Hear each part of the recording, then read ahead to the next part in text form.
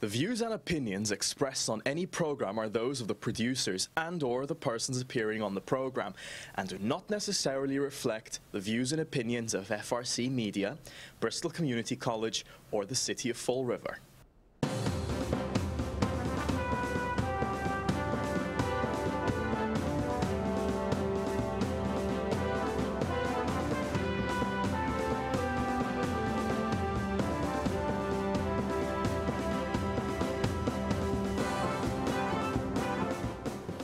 Well, hello. Welcome to Spindle City Straight Talk. I'm Chip. And I'm CJ. And it's Hump Day, and the day after the Chamber of Horrors was occupied by the Clowncil. And what a circus it was. Again, our mayor, who says he can do the job, does nothing but everything but the mayor's job, which again proves this is why Jen Andrade gets a stipend, and we have Kathy Ann. We actually should go to a Type E charter because our mayor's only ceremonial. It doesn't matter. He spends all his time, now he's got a new law firm. He spends all his time talking to lawyers looking to obstruct the democratic process, and nobody even knows what the difference is in the way the city's being run because he was never there anyway. Well, the funny thing is that they were talking about Jen Andrade a little bit last night, and Mary Sahadi and Kathy Ann Viveras produced charts. Charts. To show the savings. And they did show a savings. They did show a savings. And they based it on what Jen Andrade did. That's what they're saying. But what she did is supposed to be done by somebody who's already getting paid to do it. Right. Well, and that's what Sean Kadim and many other people said. But Sean Kadim brought up the fact that she was paid the $5,000 of that stipend before the first snowstorm. Then she was paid the other $5,000 after the first snowstorm. But it's a snow stipend. Yeah, well, the first one was a pre-snow stipend, and just a $5,000 bump. And if we get snow, we'll give you another one, Jen. Don't worry about it. Well, Sean Kadim went so far as to read the job description. For chief of staff. And everything in the job description is exactly what they said she was being paid the stipend for. She was working with the insurance companies for the vendors. That's not her, shouldn't be the city's job. You want to work, get your certificates in order. But she did it. And according to her job description, she was supposed to do it. So basically, she robbed the city of $10,000 legally. Of course. And Geppetto and Pinocchio justify it. That's why they should be gone. And they took offense. Kathy, I take offense if you think we're making up these numbers. Well, no, look, they're not, because what they are is extrapolations. They're like actuarial projections that they come up with, which mean absolutely nothing, because that's not the bottom line. The bottom line is, that's the old adage, figures don't lie, but liars can figure. Yeah. We can make figures to look at any way we want, and we can manipulate them and interpret them. The bottom line is the chief of staff isn't supposed to be dealing with certificates.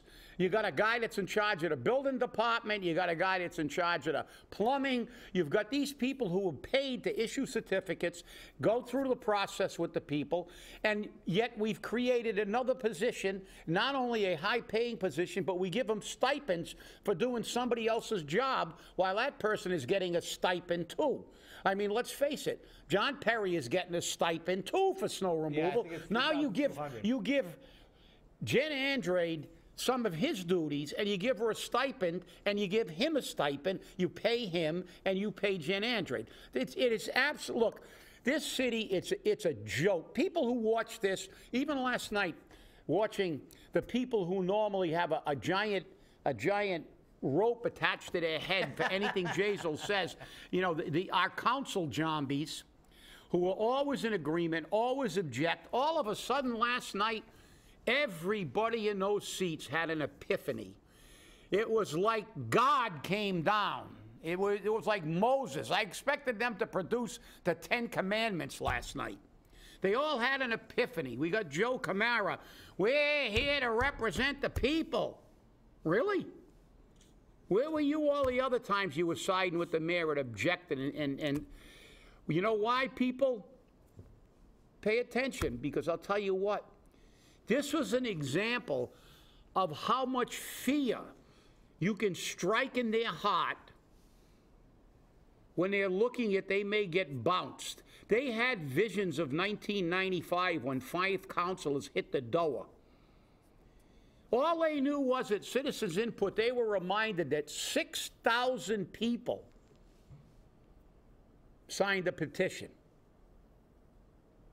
6,000 people signed that petition, enough to get anybody in the city council. If those 6,000 people said tomorrow, the hell with this council, they're not doing anything for us, and we're going to just vote for 9 people, those 9 people would be city councilors.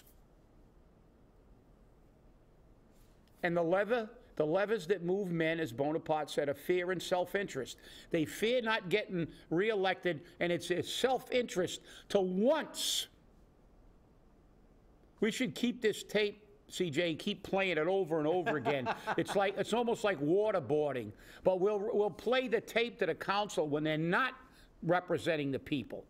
Let's play that back to them, because this just goes to show the power you have when we get together. And it's ludicrous. And you know, we've got them with figures, and look, the charts and pie graphs, it's all crap. You start looking at it, you get a commission, you pay somebody to come up with a conclusion. They do. I remember years ago they had the Coopers and Libran study. It was a study that Carlton Viveris commissioned to justify giving all the department heads big pay raises and reconfiguring all the departments, reorganizing them, and giving more people jobs. And I remember one of the elements of the Coopers and Libran study said that the fire department should have less manpower at night because we have less runs.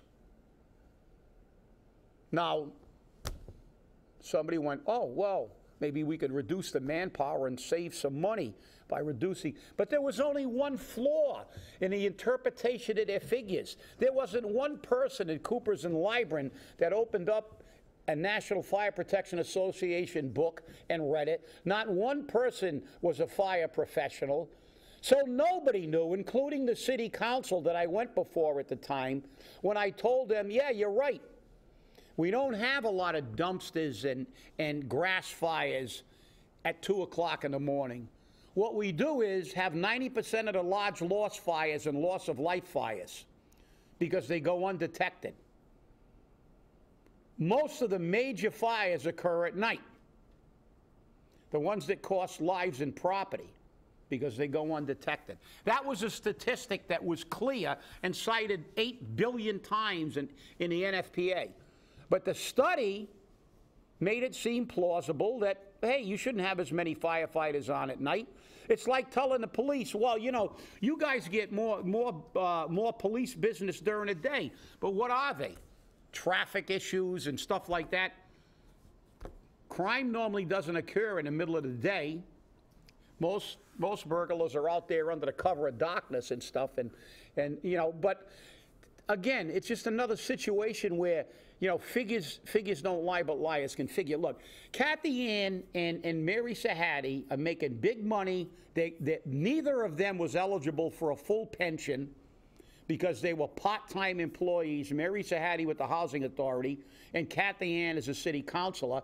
And now they've maneuvered their way into getting enough full-time employment where they're going to get a full-time salary without working full-time their entire careers, like everybody else in the system does. So they're going to say anything they got to say. Anything they do to justify their, you know, Jazel who's buttering their bread. And, you know, the council meeting last night, again, was a disgrace. And you said that Kathy Ann was offended. Well, I'm offended that somebody from Swansea, for the second time at a city council meeting, was allowed to go into citizens' input to talk about how we should run Fall River. And shame on you, President Cliff Ponte. And shame on you, city councilor, for waiving the rules. City councilors for waiving the rules. Because you know what they should have said when they saw the subject was how to run Fall River and what to do with Fall River? Say, excuse me, get out of the chair, go back to Swansea, sell your house, come to Fall River, then you can tell us how to run our city. That's what you should have done. I agree. Because because I'm offended. And he wouldn't shut up. Even at Cliff's going, your time is up, and he kept going on and on and on. And finally, Cliff had to yell. Let's see what political hack he's related to. Yeah, we'll have to figure that one out. Probably Jen Andrews. Somebody. I know. Because it's a tactic that's been tried. It's been tried and true. They bring somebody in from out of town, even under the guise of being an expert, quote unquote expert, and then he waive the rules and he lies his butt off. And they use that for justification. But I mean, I take severe offense. You want to tell us how screwed up we are, and we're so screwed up you don't want to live here. That's right. So why should you get to speak? You're right, Fall River's a mess. But it's a mess that you won't try to fix by living here. You want to come in from the suburbs and that's not the first. They had one at the last meeting. That's right. So now this is going to be the norm. Shame on you. Shame on you, city councilor, and shame on the president. Well, and the worst part about it is the mayor's over there screaming that people who signed the recall petition aren't from Fall River. Yeah, but it's okay for somebody to come in and side with him. Right. Yeah, of course it is. And look, but that's the thing about the council. The council meeting is, look, if you want to stay up late and you're getting tired, and anger will normally keep you up, watch the rerun of the city council meeting. Bring the pins for your eyes. Pins, please try not to stick pins in your eyes. But again, like I said, I sit here and because obviously when I was with the union, I knew. The presidents of mostly every local in the state, all over the country. We went to national conventions and stuff, and we knew each other.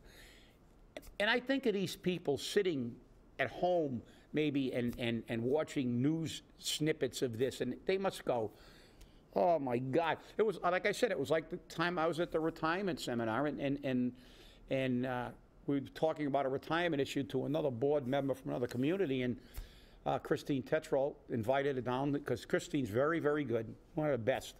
And she said, "Well, you can come down and we can go over it, and you're welcome to come down anytime, and we'll talk about it, and we'll show you what we do, and blah blah blah."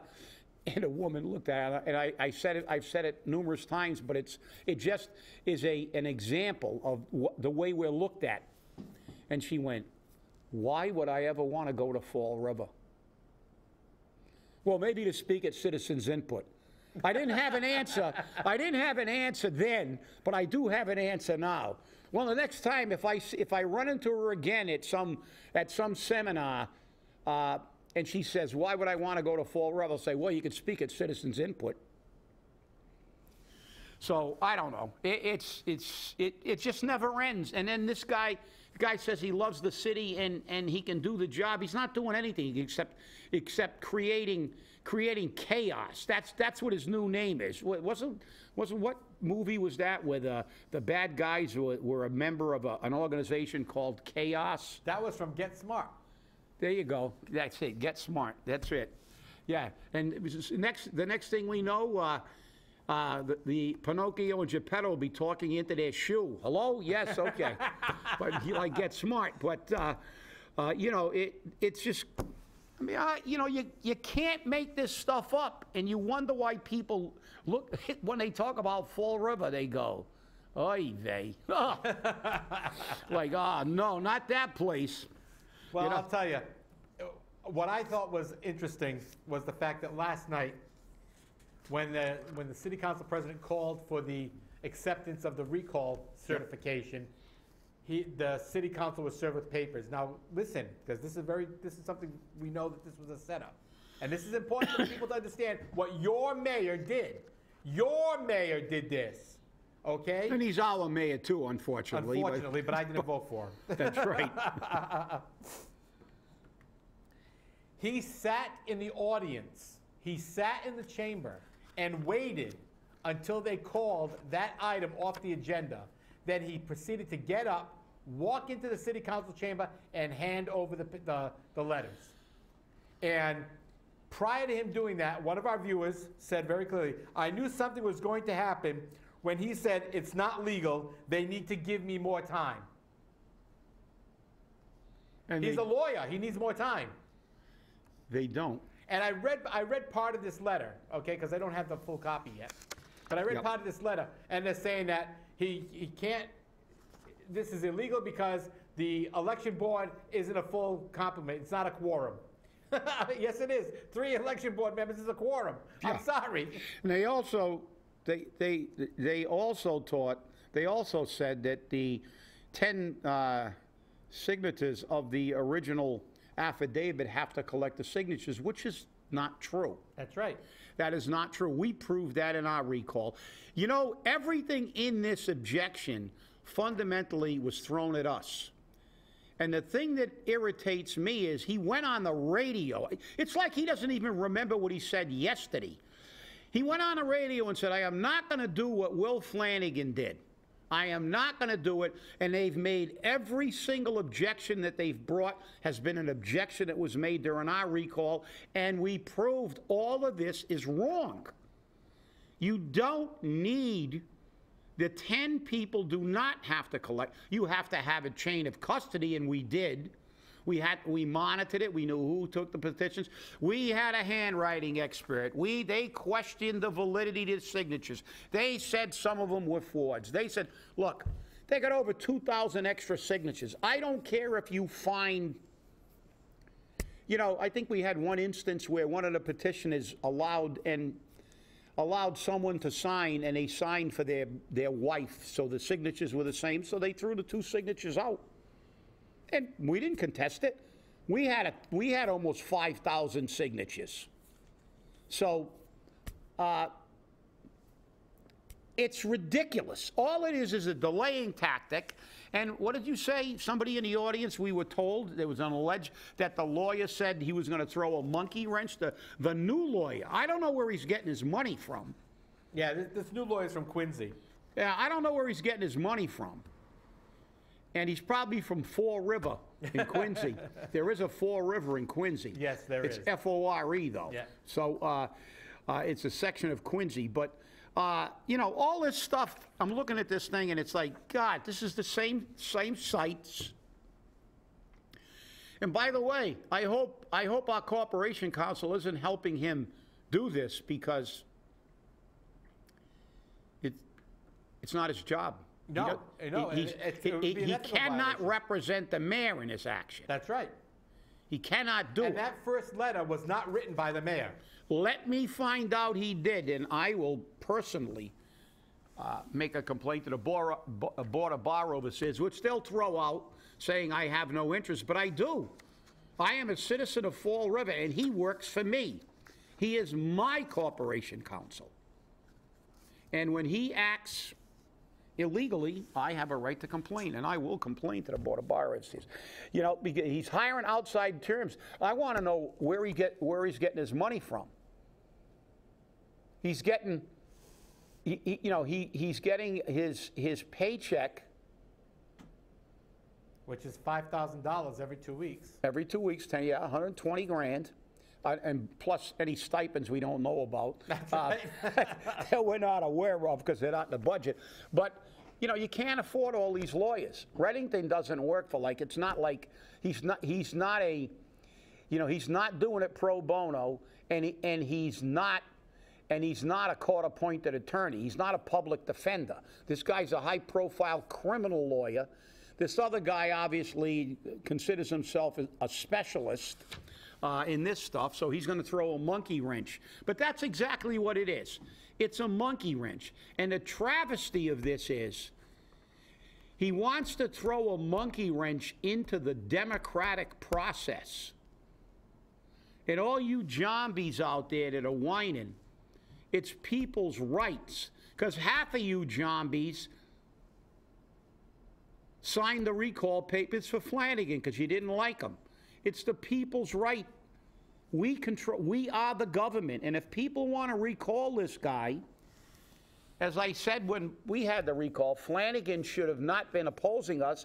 He should have told all his people, sign the recall papers, let's get this special election right on it, and let me defend myself, and let me win. And That's what should be done, not this baloney, waiting, filing your objection at 5 minutes to 4 on Friday, waiting until it comes up on the agenda in the city council meeting. You know, this is just, it's just nuts. It's just, I mean, it's childish. It's childish. It's a child drowning, grasping at straws. He wants to keep that paycheck as long as he can. And he's not doing a business of the city. How can he be doing a business of the city? He's got to talk to Reddington about his criminal case. Now he's got this guy on this case. And now he wants now he's talking about the Board of Elections not having a quorum, which they do, as you said, CJ. But who appoints the people to the Elections Board, CJ? The mayor. Well, why are we short then? Why didn't he just put somebody else on? He tried, but the guy he wasn't a registered Republican. Yeah, so he tried, but you know something? He could have tried again. And then again, even if he appointed them, they've all got a conflict of interest because he appointed them. Exactly. So it's like the whole thing is just ludicrous. It's absolutely ludicrous. I spoke with the chairman or chairwoman of the Elections Commission, and she said that she filed a disclosure with the Ethics Commission just in case something came up. Yep. She wanted to make a full disclosure. And that's what they need to do. They all have to do it. They need to file disclosures. It's that simple. Or recuse them, or do both and recuse themselves. And by right, they should recuse themselves because obviously being an appointee, it's going to get litigated. But that's what they want. They want to litigate this thing until the next election or till he goes to jail, whichever comes first. Well, you got to remember. Do not pass go directly to jail. I don't think Councilor Ponte took this into consideration when he didn't schedule the vote. That's right. Because, another faux pas. Okay.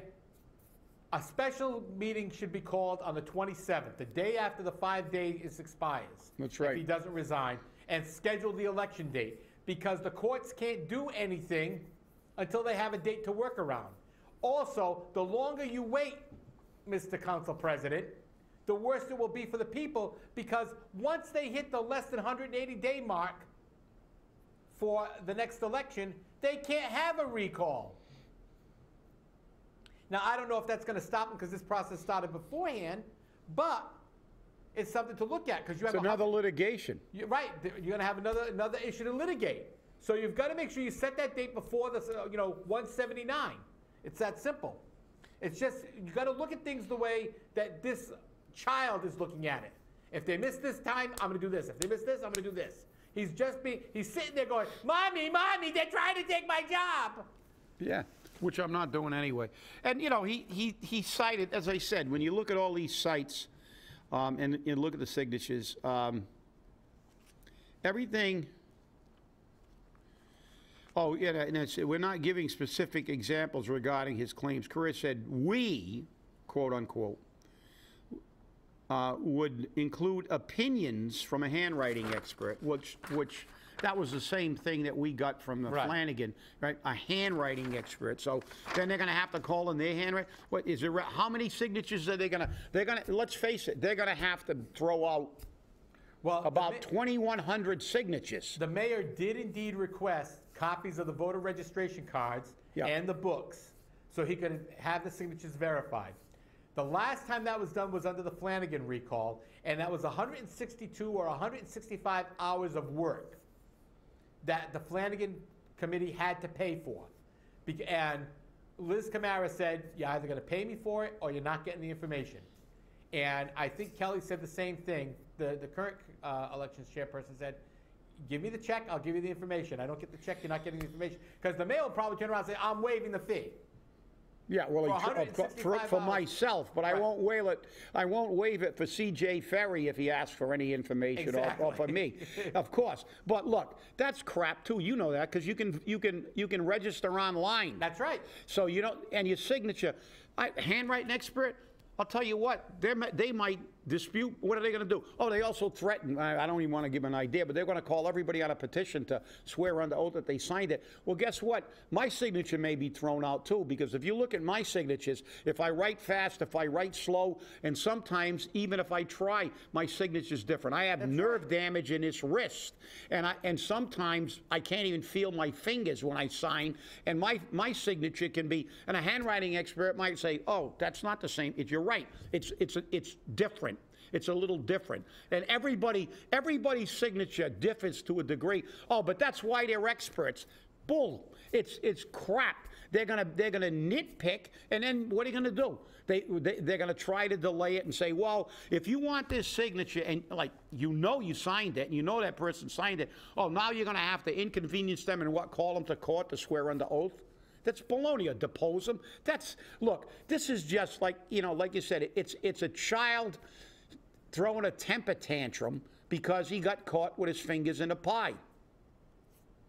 He got caught doing something illegal, and now he's going to, as they said in the movie Backdraft, his career dissipation light is blinking. Blink, blink, blink, blink. And he's in full panic mode. That's the reality. He's in full panic mode. Well, what was interesting was, and this could be another thing if it gets to the U.S. Attorney and the Federal Probation Office. He has 2 addresses listed. He has one listed with the Elections Commissioners and one listed with Federal Probation. Colin Dias found these 2 addresses, both on legal documents. So, I mean, where do you live? Do you live in mommy's basement? Do you live in daddy's basement? Wherever he wants. Yeah. Because he's the mayor. Yeah. Wherever I want to live, and then everybody will deny it. He doesn't live here.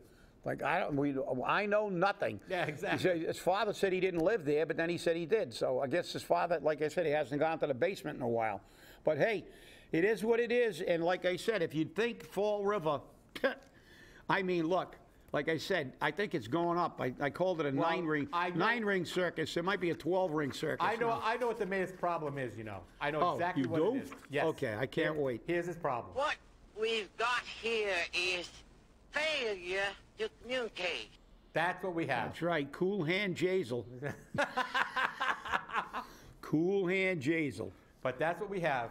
That's what we do. And, but as I said, if we can't get another black eye. Our eyes are permanently black in this city, so I don't know what else is going to do. They're going to have to give everybody in the city the guillotine, I guess, because chop our heads off because, but don't stick, only if you're going to stick pins in your eyes, people, only do it in one eye, because remember that old adage, in the kingdom of the blind, the one-eyed man is king. That's right. Well, congratulations, people of Fall River. You have an amnesty. It has been approved for your trash bags for Christmas. So from the 26th of December to the 2nd of January, you don't have to use purple bags. Yeah, and wow, and what a big deal. They've been doing it in Somerset and places they've used trash bags for years. Right. They've been doing it. It's automatic. They don't even have to just. It's automatic that the Christmas holidays, it's been like that for years. And I know people who lived in Somerset, and it was for years. And we even mentioned that when it came up, and everybody was, oh, well, we're not sure if we're going to give it to you. Well, I know what they give us plenty, tax increases and fee increases. And now, let's see what new objection the mayor can, at the next meeting. Let's see what the mayor does at the next meeting, and let's get more information on the monkey wrench lawyer. Yeah, well, it's going to be very interesting. And finally, Stanley Street Treatment and Resources files a lawsuit against the city because we won't change the variance. We won't give them a variance for that detox facility they want. Oh, well, another lawsuit. Who cares? It's only taxpayer money. Who cares? And look, if we're getting sued for something valid, fine. But, Star just wants to make money. Yeah, well, and they're saying it's $11.7 million, and until they get the variance, they can't raise the money to build a new building. Oh, I'm crying. See if you can collect from the junkies. Get a GoFundMe page. That's it. Hey, thanks for watching, and we'll see you on Friday. Stay angry, everybody.